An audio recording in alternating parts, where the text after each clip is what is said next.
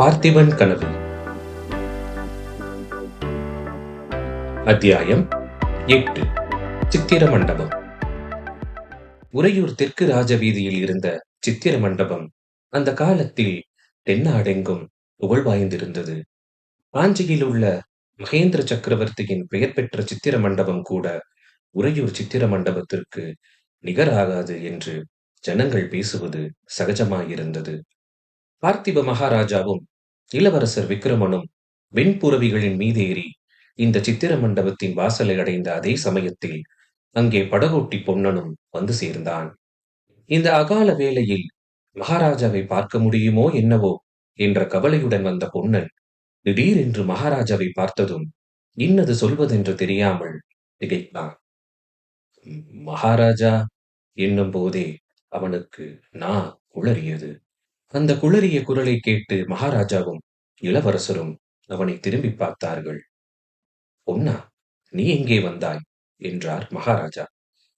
பொன்னனின் மௌனத்தைக் கண்டு ஒருவாறு அவன் வந்த காரணத்தை யூகித்தவராய் குதிரை மீதிருந்து கீழிறங்கினார்.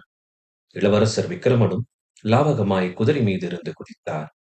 பொன்னா, இந்த தீவர்த்தியை வாங்கிக்கொள் என்றார். அருகே தீவர்த்தி வைத்துக் கொண்டு நின்ற ஏவலாளிடமிருந்து பொன்னன் தீவர்த்தியை வாங்கிக் கொண்டான். அந்த வேளையில் மகாராஜா எதற்காக சித்திர மண்டபத்திற்கு வந்திருக்கிறார், எதற்காக தன்னை தீவர்த்தியுடன் பின்தொடர சொல்கிறார் என்பதொன்றும் அவனுக்கு புரியாவிட்டாலும் மகாராஜா தன்னை திரும்பி போக சொல்லாமல் தம்முடன் வரும்படி சொன்னதில் அளவில்லாத குதூகலம் உண்டாயிற்று. மகாராஜாவும் இளவரசரும் முன் செல்ல பொன்னன் தீவர்த்தியை தூக்கி பிடித்துக் கொண்டு சித்திர மண்டபத்திற்குள் புகுந்தான். அந்த சித்திர மண்டபத்திற்குள் முதலாக பிரவேசிப்பவர்களுக்கு நமக்குள்ள 2 கண்கள் போதாது, 2000 கண் இருந்தால் இங்கே உள்ள சித்திரங்களை ஒருவாறு பார்த்து திருப்தி அடையலாம் என்று தோன்றும். அந்த விஸ்தாரமான மண்டபத்தின் விசாலமான சுவர்களில் விதவிதமான வர்ணங்களில் பல வகை சித்திரங்கள் தீட்டப்பெற்றிருந்தன.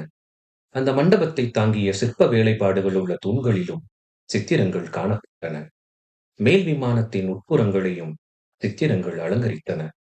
ஒரு சுவரில் கதீசி முனிவரிடம் இந்திரன் வஜ்ராயுதத்தை பெறுவது, இந்திரன் விருதராட்சுரனை சம்மரிப்பது, பிறகு இந்திரலோகம் வருவது, தேவர்களும் தேவமாதர்களும் இந்திரனை எதிர்கொண்டு வரவேற்பது, இந்திரனுடைய சபையில் தேவமாதர்கள் நடனம் புரிவது முதலிய காட்சியை சித்தரிக்கப்பட்டிருந்தது. இன்னொரு பக்கத்தில் திருப்பார்க்கடலில் மந்திரகிரியை மத்தாகவும் வாசுகியை கயிறாகவும் கொண்டு தேவர்கள் ஒரு பக்கமும் அசுரர்கள் மறுபக்கமும் நின்று கடையும் பிரம்மாண்டமான காட்சியை சித்தரித்திருந்தது. அடுத்தாற்போல் பரமசிவனுடைய தவத்தை கலைப்பதற்கு காமதேவன் மலர்க்கனை தொடுப்பது முதல் குமரப்பெருமான் ஜனனம் வரையிலும் உள்ள காட்சிகள் காணப்பட்டன. இந்த உருவங்கள் எல்லாம் கேவலம் உயிரற்ற சித்திரங்களாக தோன்றவில்லை.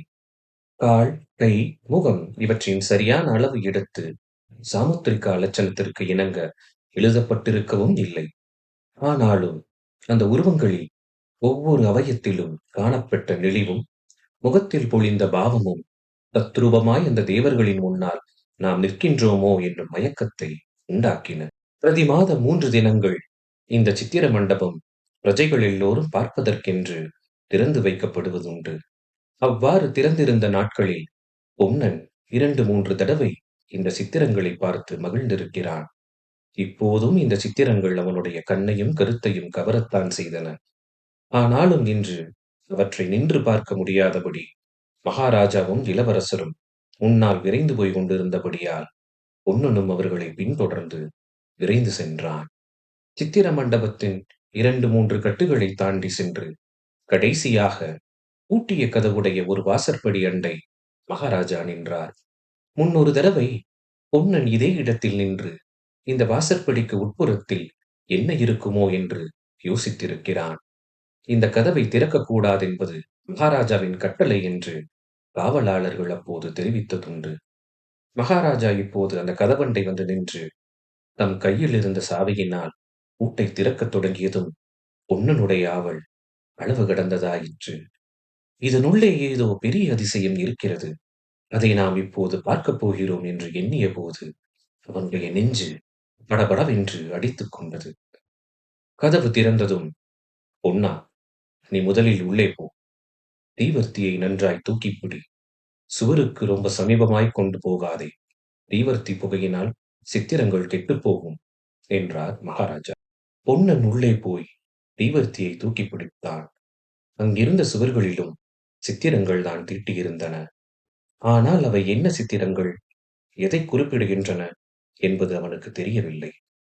பொன்னனுக்குப் பின்னால் விக்கிரமனுடைய கையைப் பிடித்து அழைத்துக் கொண்டு பார்த்திப மகாராஜா அந்த இருள் சூழ்ந்த மண்டபத்திற்குள்ளே புகுந்தார். குழந்தாய், பூட்டி வைத்திருக்கும் இந்த மண்டபத்திற்குள்ளே என்ன இருக்கிறது என்று பல தடவை என்னைக் கேட்டிருக்கிறாயே. உனக்கு இன்னும் கொஞ்சம் வயதான பிறகு இந்த சித்திரங்களைக் காட்ட வேண்டும் என்றிருந்தேன். ஆனால் இப்போதே காட்ட வேண்டிய அவசியம் நேர்ந்திருக்கிறது. விக்கிரமா, இந்த மண்டபத்தை நான் வேண்டுமென்றேதான் இருளடைந்ததாய் வைத்திருக்கிறேன். இதற்குள்ளே என்னைத் தவிர வேறு யாரும் வந்ததில்லை. யாரும் இந்த சுவரில் உள்ள சித்திரங்களை பார்த்ததில்லை. பொன்னா, தீவர்த்தியை தூக்கிப்பிடி என்றார் மகாராஜா. அவருடைய பேச்சில் கவனமாயிருந்த பொன்னன் சட்டென்று தீவர்த்தியை தூக்கிப் பிடித்தான். அதோ அந்த முதல் சித்திரத்தைப் பார். குழந்தாய், அதில் என்ன தெரிகிறது என்று மகாராஜா கேட்டார். யுத்தத்திற்கு படை கிளம்புகிறது. ஆஹா, எவ்வளவு பெரிய சைனியம்! எவ்வளவு யானைகள்! எவ்வளவு தேர்கள், குதிரைகள்! எவ்வளவு காலாட்படைகள் என்று விக்கிரமன் வியப்புடன் கூறினான். பிறகு சற்றென்று திரும்பி தந்தையின் முகத்தை பார்த்து, அப்பா என்று தயங்கினான். என்ன விக்கிரமா, கேள் என்றார் மகாராஜா.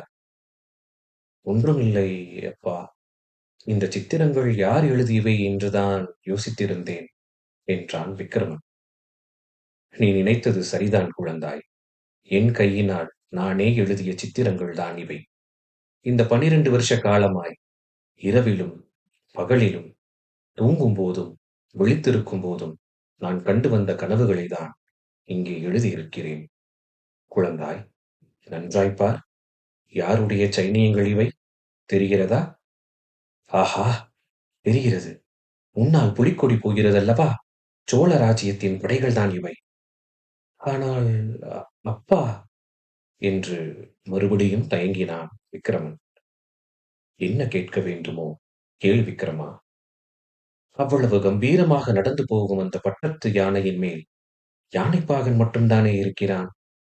அம்பாரியில் யாருமே இல்லையே அப்பா. நல்ல கேள்வி கேட்டாய். வேண்டுமென்றேதான் அப்படி யானையின் மேல் யாரும் இல்லாமல் விட்டிருக்கிறேன். இந்த சோழ வம்சத்திலே எந்த தீரன் இம்மாதிரி பெரிய சைனியத்தை திரட்டிக் கொண்டு திக்விஜயம் செய்வதற்காக கிளம்பி போகிறானோ அவனுடைய உருவத்தை அந்த யானையின் மேல் எழுத வேண்டும். குழந்தாய், தற்சமயம் இந்த சோழ ராஜ்யம் ஒரு கையகலம் உள்ள சிற்றரசாக இருக்கிறது.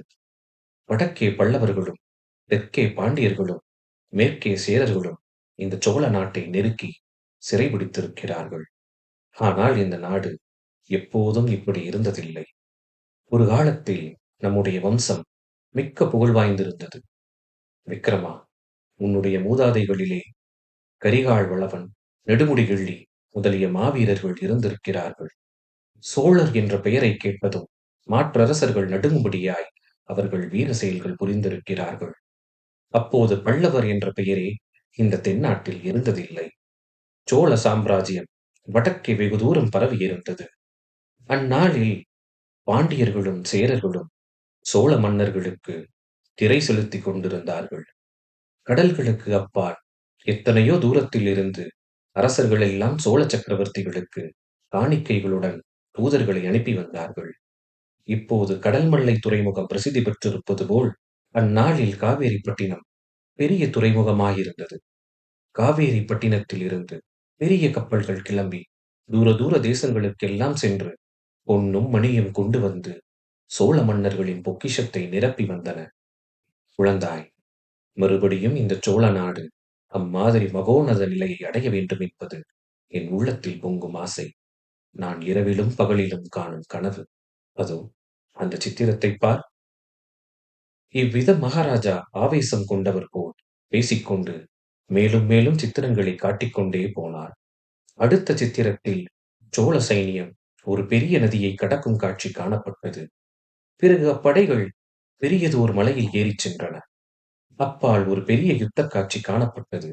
அதிலே சோழ சைனியம் வெற்றியடைந்த பிறகு மாற்றரசர்கள் காணிக்கைகளுடன் வந்து சரணாகதி செய்கிறார்கள். இம்மாதிரி பல நதிகளைத் தாண்டியும், பல மலைகளைக் கடந்தும், பல மன்னர்களை வென்றும் கடைசியில் சோழ சைனியம் இமயமலையை அடைகிறது. பர்வத ராஜாவான இமயத்தின் உச்சியில் சோழர்களின் புலிக்கொடி நாட்டப்படுகிறது. இதற்குப் பிறகு சோழ நாட்டின் தலைநகருக்கு சைனியம் திரும்பி வருவதும், நகர மாந்தர் அந்த வீரப்படையை எதிர்கொண்டு அழைப்பதுமான கோலாகல காட்சிகள்.